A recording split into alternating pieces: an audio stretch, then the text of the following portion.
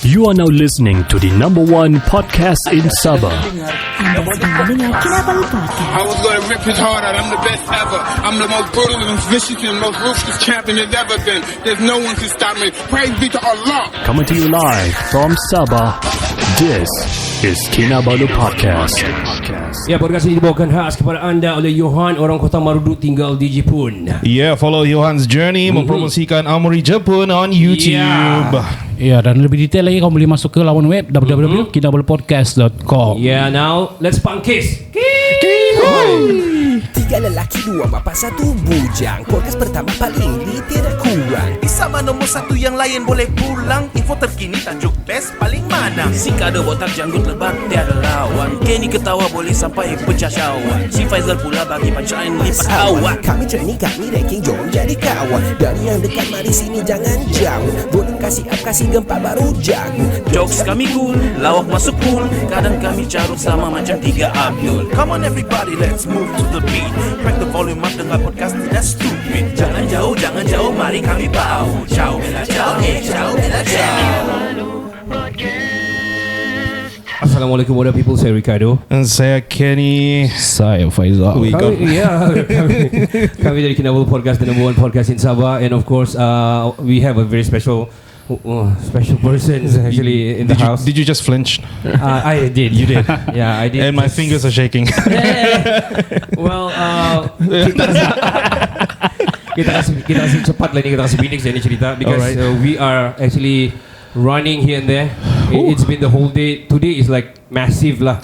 Serious, massive. Me myself, I have to go ambil bola, ambil the JC for muda, and then sending the bola and make sure the venue is okay, and then go for the dialogue, jumpa ada budak-budak and everything just now, and Wow. and now and then after this, Yep. futsal and ceramah at night. Wow, Wow. the most political day ever for me.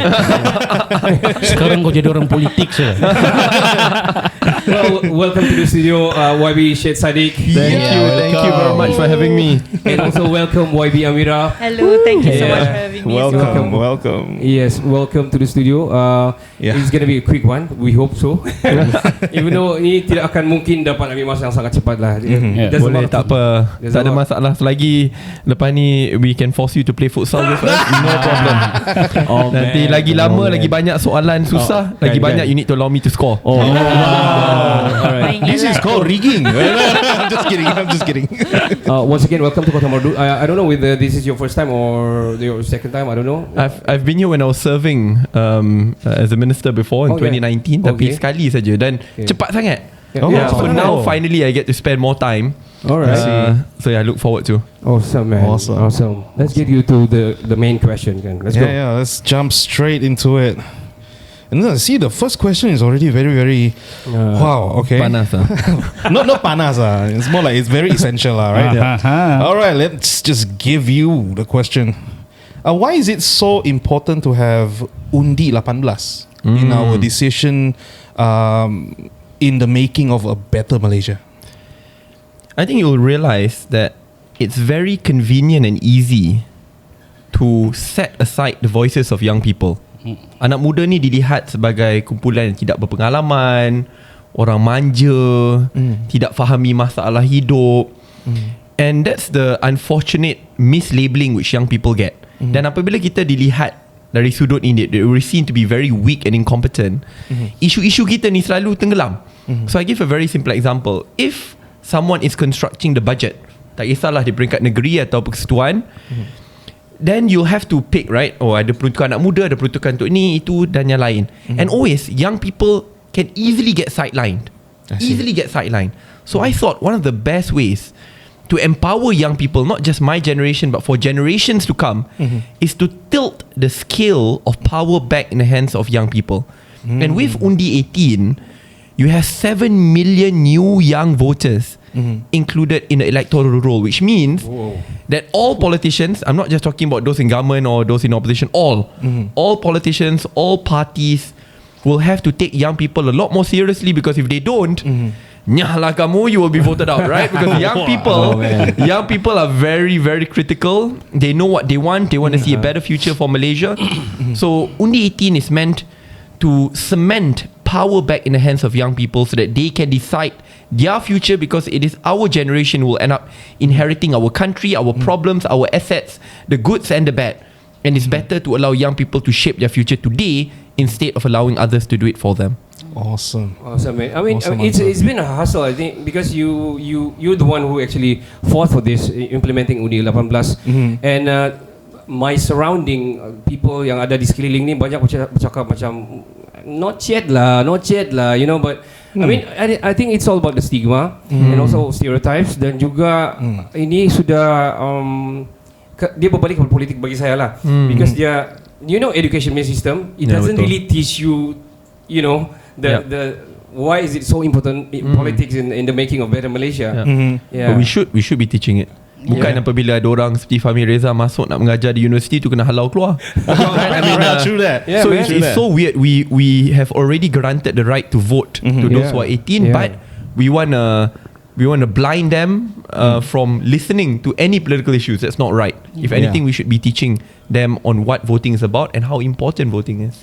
If I can just add on that, because you mentioned about the stigma on the 18 years olds, right? I think it doesn't make sense when, you know, 18 years olds can already legally drive. They are already, you know, they are responsible if they commit any crime. It is considered as, you know, they are legally responsible for all those things. So if they can be considered legally responsible for so many other things, why can't you give them the chance to decide the future? And especially macam kalau you nak kata, oh, the 18 years olds are not mature enough to make those decisions, I think even if you look at the current climate, or even if you look at parliament itself, you can't really say that age equals to maturity. There are so many older politicians who are not as Still mature. betul. They even carut on parliament. Boy, banyak. You were there, of course.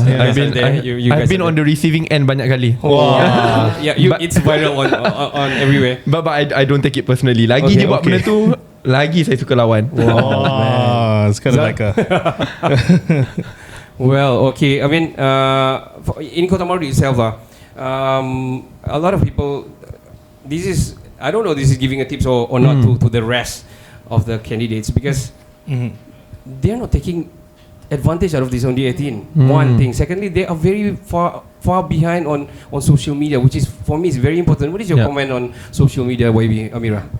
Well, I think number one, definitely social media plays a huge important role. I was looking at some comments today, and people are saying that, you know, you have the P224 now, which is Twitter Jaya, and you have P225, which is TikTok, and you can't see yet which, you know, which is going to win social media. But at the end of the day, I think it's very important for you to reach out to the young people who are not staying locally. For example, in the context of Kota Marudu, you know, walaupun kita buat walkabout and you go house to house, but many of the young people are not in the pasar-pasar tani, they are not in the pekan, they are not in the houses, they are either studying or working elsewhere. So you should make use of the social media to reach out to all the young people and empower them to first and foremost come back and vote, and also vote responsibly. Betul. I mean, they are lost lah kalau dia tak guna. I mean, this thing. This is the in thing right now. I since this is I'm not going to say like this because this podcast is very general, but it is of course explicit and everything. But we don't usually talk politics. Sorry. No. Yeah, because sayang kalau orang tidak guna social media, because all the Gen Zs nowadays, especially yang Undi 18, they are into TikToks and everything. And who they see on TikTok? Tell me.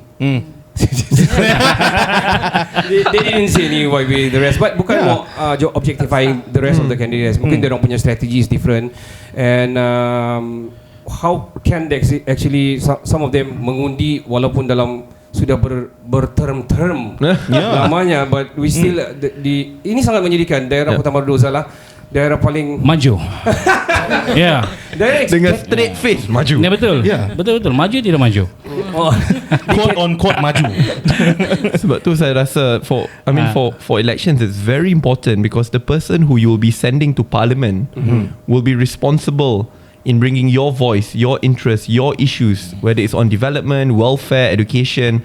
Dan jikalau ahli parlimen itu hanya berdiam diri di dalam parlimen, sukar untuk menteri ambil perhatian berkenaan isu-isu yang bermasalah. I mean, to give a very simple example, when I was elected to be a member of parliament in Muar, I use my social media to the max. When there are floods, immediately I use my social media to get national attention on Muar, so that the ministers will come down to Muar, so that I can crowdfund among the public to help the people of Muar. When there are big issues in my constituency, when there are big developments, but the fishermen are not getting proper compensation, I use my social media to a point that in the end the pressure is so big that the Nelayans will in the end get compensation. So it's very important to imagine someone who will be your voice, who understand what you are fighting for, and will continue fight for your development and issues in parliament. Itu sangat penting, dan the social media is a platform for us to do it. I mean, the most updated one kalau in Kota Marudu, I have to say only the Parti Muda. Yeah, the most updated one. We are trying to find the rest juga actually. Yeah, because we want to know their updates. By the way, I don't see any. Yeah, to tell you the truth, I don't see any. Sekarang, yeah. Yeah, trying to follow on Muda Amir Pusdep, I would say. I'm gonna still failing. I'm gonna segue this one. Okay. This route, okay, because three of us are teachers. Oh, cikgu. Yeah, cikgu. Kita dipanggil. Faizal is belum. Saya bukan cikgu. Saya baru genap 18, jadi tahun ni first time saya mengundi. Yes. Your face. Well, even Faizal actually penolong kanan actually. Oh, you go. Yeah. So why I'm asking, I'm gonna segue there because of what is your comment on, government servant who want to involve in politics, maybe not in loud way lah, not in the orang bilang yang bising and all, but at least to show our beliefs on its political view and the road to better Malaysia lah. What is your comments on that? Because YB. So kita dua-dua anak cikgu. Saya dengan Amira dua-dua anak cikgu. Alright. So let's allow the lady. Yeah. Well, I mean, as Saddiq rightfully pointed out, kita dua-dua anak cikgu, and I also used to serve in Kementerian Pendidikan Malaysia. So there are a lot of teachers who have their own ideas that they want to bring forward. Okay. Then they also have their own political belief. Yes. But if you look at recently, Datuk Sri Ismail Sabri, then masa dia jadi Perdana Menteri, they allow teachers to be involved back in politics, which I think is a good thing. But at the same time, I think it's very important to have a clear sort of like in not just in the profession of teachers, but in any profession, you should have a clear line of when do you express your political political belief and when you become political. So just being political doesn't mean you have to become partisan, right? Because everyone can be political, because everything around you, surrounds you, is political. Whether you want to talk about education, you want to talk about economy, you want to talk about Jalan Raya, lampu jalan, anything involves politics. So everyone should be allowed to say what they want to have in this country. Now, whether or not they want to talk about which party they support, that is up to them. And you should never, control those kind of things, because at the end of the day, it's very important for you to allow people to express lah. But at the end of the day, most importantly is the part of allowing them to express what kind of revolution or reformation that they want in the education system. That is true. I think it's very important. It's very, very important, especially my mom cikgu baru besar tu. And usually bila dia bebel, memang tapi she's right. I mean, she's right. She will tell. So a lot of the things which was discussed in cabinet when I was serving on education were things which I've already heard my mom bebel to me for the past 20 years. Right? Cikgu ni terbeban, banyak benda kena buat. Kenapa saya buat kerja kerani ni kena buat tu kena ikhlas. That's true. So and then when it was discussed in cabinet, I'm like, I've heard this before. And I said, kita belanja bilion-bilion untuk buat internet dekat sekolah, tapi internet tak ada pun susah. I heard this before. That's true, man. Bestarinet, VLE Frog. Oh my God. VLE Frog. I heard that for a long time. Correct. Jangan sini lah. So it's not, see, it's the same common issues, right? True. Yeah. So imagine if from the very beginning teachers can already talk about these issues openly, and the government will have to be more responsive, and you could have changed it from the start instead of spending billions and only realizing that it's too late. So I think it's very important to have very proactive teachers. I think Amira said the right balance.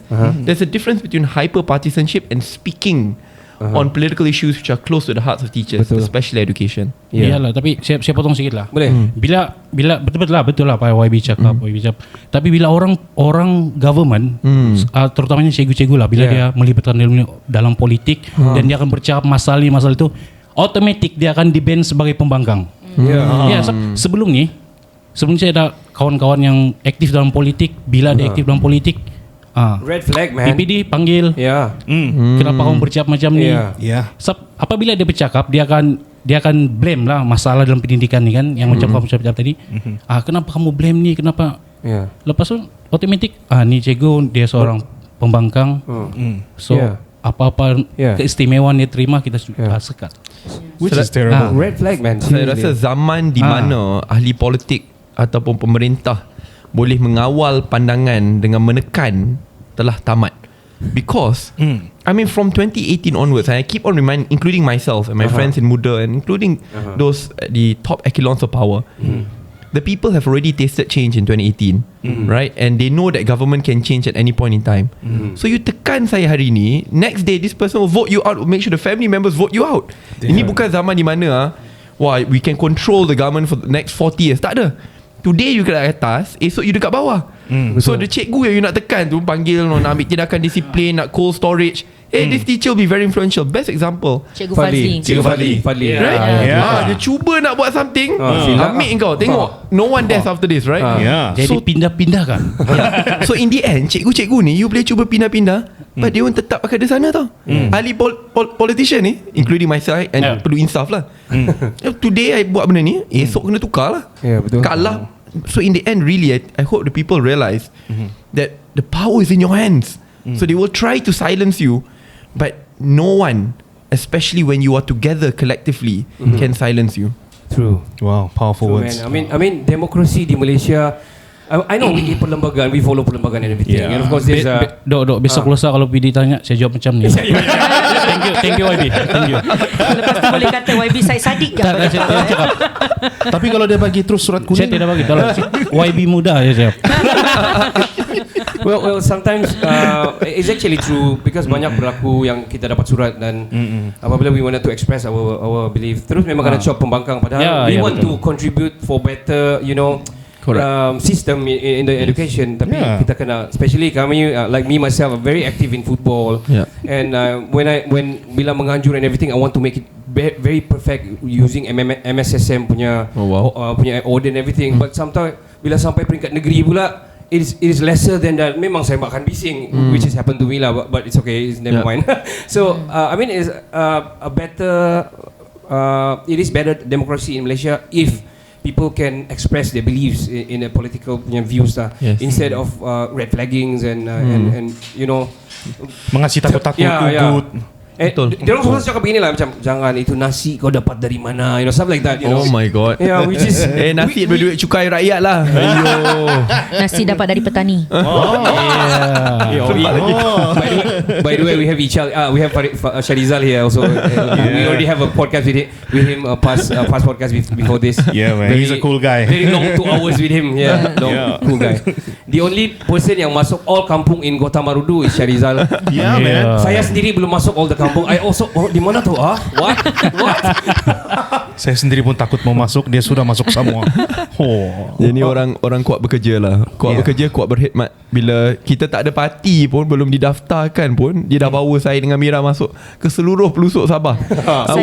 Without expecting much in return. I went to Pulau Banggi with Sharizal. To that extent. I've never been to Pulau Banggi. I haven't been also. Pulau Banggi. Jauh tu yo. Why we said Saddiq, if you are not in the political line lah, who are you? Cikgu. Cikgu. Seriously. Even before I joined politics, I've always wanted to follow my mum's line of duty. Sebab I think cikgu ni adalah profession yang the most noble profession lah. Sebab akhirnya cikgu, you want to become prime minister, you kena dididik oleh cikgu. You want to become the best billionaire, you kena dididik oleh seorang cikgu. Bangga. So it's very important. Cuma sebelum saya masuk politik pun, saya seorang pencara sambilan. Yes. So I want to be an educator. I've always loved to teach. It's part of my passion. It's in my blood. Cuma pada masa yang sama, sambil saya nak jadi seorang cikgu, I also want to be a public policy researcher. So I think actually Amira's line of duty before is the best lah, right? Where you can teach, and above and beyond that, you can also impact policy changes. Oh man. So dia kalau dapat kaitkan dua-dua tu sekali that's a dream job. Yeah, man.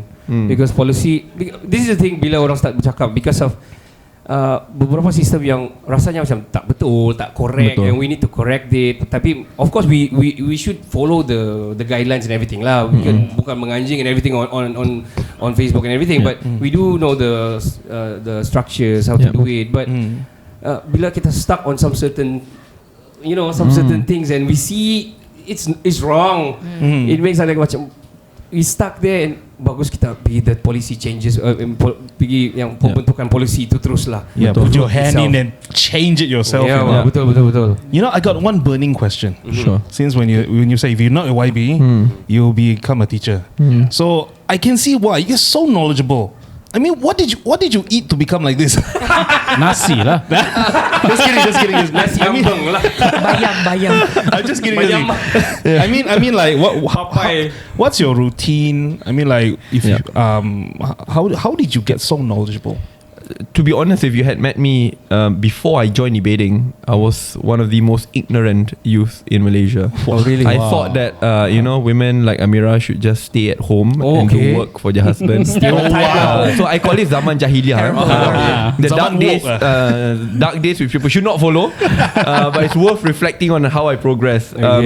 What really opened up my eyes was my passion. I fell in love with debating and public speaking, and debating requires you to read up every day, because when you get a debate topic, you're only given 15 minutes without referring to the internet to know about it. So you have to be a walking Wikipedia in order for you to succeed in the debate world. So then I set a very strict routine which I carry even up to today. If you check my phone early in the morning, people always complain, Saddiq, why you spend so much time in the toilet? I spend so much time in the toilet because when I'm on the toilet, I read my BBC and Al Jazeera in the morning. Itu kena. And then during lunchtime, before makan, I must read all my local press, right? The Malaysia Kini, TMI, Sina Haria and Star and all of that. At night, I must do one research on an important topic that very week, whether it's on the Russia-Ukraine war or something else. Wow. And that's something which I do every day. Your system. Yeah, I have a very clear system. When I go jogging, I must do my fitness routine as well. Instead of just listening to music, I'll download the podcast of The Economist, which comes in weekly, and I'll finish it. So instead of reading the magazine, which is very boring, you listen to it while you go jogging. So by the end of the week, you'll finish it.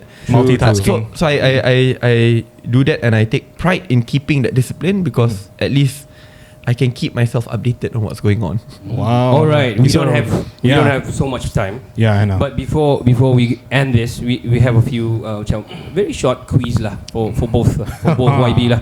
Boleh. But ni before, takut ni quiz ni aduh. Ada soalan bocor ni. Cikgu ada soalan bocor je. No soalan bocor ni.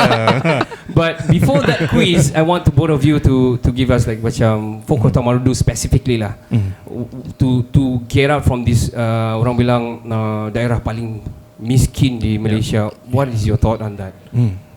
To me, it's not just on Kota Marudu, but Sabah overall. I think we all know that Sabah is blessed. I mean, with the best natural resources, smartest and prettiest of people, combination. I mean, really, in every single way. But yet, the poorest districts, the state of the poorest districts ever is in Sabah, right? Despite the fact that even when you look at tourism, the majority of those who come in from Korea, China, Japan actually just transits in KLIA and come down to Sabah. But yet, the wealth is not equitably shared, and development is still lacking in comparison to what happens in Semenanjung. And as a Malaysian, I take responsibility. I feel a great sense of responsibility. When you go down to Kota Marudu, I remember, I mean, basic infrastructure problems. I'm not just talking about the roads where I cannot sleep in the car when you're driving, but bumpy. Yeah. Water, internet infrastructure. Oh man, these are basic things. And when you are disconnected by basic infrastructure, whether it's by roads, water, electricity, internet, how do you expect young people to flourish, to learn, to get the best access to education and quality jobs? How do you expect for Kota Marudu to develop? And what frustrates me even more is that in every single part there will always be these warlords. And then when this, I mean, I don't like mentioning names, but when I go to Parliament, I don't see these issues being brought up, debated, and to me it's quite frustrating, right? I mean, why are you not championing issues of internet equity, proper development, issues, right? And shout about the budget and how bad things are. Because if you don't create noise, people will not come, people will not see. In the end, there will not be change. Right. So that's why to me, I mean, I'm not here to say, you must vote this party, that party, because everyone is entitled to their political choice. But what I hope is, just keep in mind whoever you elect here will decide your voice, your issues and your future in Parliament. And that's a huge responsibility. And I hope the people of Kota Marudu will make the right choice. Alright, man. YB, for Kota Marudu, let's go. Well, I think I agree with Saddiq. But one of the things that I want to say about Sabah is that the beauty of Sabah, and at the end of the day, lies in its diversity, in its people. Betul. It is the true reflection of what Malaysia wants to be. We want to be multiracial, we want to be multi-diverse. But at the end of the day, this diversity must come together with dignified living. Right. And in order to have those dignified wages, you want to have better education system, better infrastructure, stronger socio-economic support. You need to ensure that you elect good people into parliament, like what Saddiq mentioned. Right. And for those of you who might feel disenfranchised, you think that, oh, I do not care anymore because at the end of the day, things are done this way and you just have to follow the flow. If you do not care about your future, I beg of you to think about your children's future, your grandchildren's future, because at the end of the day, this is the world that they have to inherit. This is the Sabah that they have to inherit, the Kota Marudu that they have to inherit. And so think about them. Think about what kind of world you want to leave behind for your children and grandchildren, and make the right decision. Make the right decision to choose for the people who can fight for your voice and for the people who can fight for your welfare. Alright. Yeah. Okay, wow, man. So orang Kota Marudu, listeners out there, there's a lot of orang bilang creative people coming from Sabah actually. Also in Kota Marudu. Even the number one podcast is from Kota Marudu. They should know that. Shout out. Alright, a quiz for you, YB Amira. Alright, this is called Think Fast. So whatever come out from your mouth is a disclaimer, okay? Don't take it out of context, everyone. Please. That's the scariest. Fast, alright? Kalau tidak kami kasih beep. 5 seconds. Ready? Okay. Okay. Ayam. Ayam goreng. Okay. Kambing. Golek. Sama. It's all about food now. Lapar. Uncle Roger. Rice cooker. Okay. Hitam. Muda. Wow. Okay. Damn. Alright. Malaysia. Beautiful. Sabah. Sabah Syarizal. The first thing that popped into my Sepatutnya mind. YB jawabnya nih. Kalau tadi Sabah kan dok, maksudnya YB jawab Maju Jaya. itu term lain tu. Betul kah? Kan kata-kata tu suatu doa. Oh ya, amin. Amin. Alright, a few more. Okay, this is going serious. Khairi Jamaluddin. Ooh. One word. Interesting. Okay. Rafizi. Strategic. Najib. Ooh. Jailed. I almost named you. Mahathir. Complex. Okay, we take the last one. Masa depan. Orang muda. Alright, let's go. Good one from you, Amira. Syed Saddiq, alright. out. Let's go. Yeah. Oh, you ada 3 lagi. seconds for Saddiq. Just when I thought I could run away. You will run away from this. This is pick only one. Pick only one. Pick Alright. only one. Alright, Okay. let's go. Kereta Malaysia, kereta import. Malaysia. Di kampung, di bandar. Kampung. English atau Melayu? English. Rojak atau soto? Rojak. Buku physical or e-book? Physical. Instagram or TikTok? TikTok. Motosikal or kereta? Kereta. We take the Okay. MU or MC? Hey. Obvious lah. Itu tak payah tanya. Can you take the hay instead? Faizal is MC, ya? MC lah YB. Tak payah, Astro bukan Liverpool lah. Liverpool here actually. Sorry. No, I'm not. You can go out now. Sorry, I head out. Jokowi or Kevin Hart? Yeah. Jokowi. Yeah. Oh. Okay, memang teruk sangat. Okay, I know Kevin Hart, so I say Kevin Hart lah. Oh, okay. Then you should check out Jokowi. You should check out Jokowi. Okay, I will immediately. It's on Netflix. You play your Netflix 1.5, right? Yeah. Oh my god, you know. I always do that. Yeah, I know. You are the only YB or ex-menteri yang in almost podcast. Yeah. Oh ya ke? Seriously, if you're on Spotify, if you type Syed Saddiq, a lot of podcasts featuring you. Yeah. That's why you're the Something new. coolest. Yeah, now in their podcast lah. Lord of the Rings or Harry Potter? Lord of the Rings, 110%. Wow, fans. I love Lord of the Rings. Last one. Awesome. Tua or muda? Muda. Yeah, man. Itu dia. Alright, I think that's about it. that's the end of the podcast, by the way. So Thanks a lot. Usually we do it 3 parts, but it's okay. Never mind. Yeah. Thank you so much, YB Syed Saddiq, for coming to the studio. I hope the listeners will, gain something out of this one.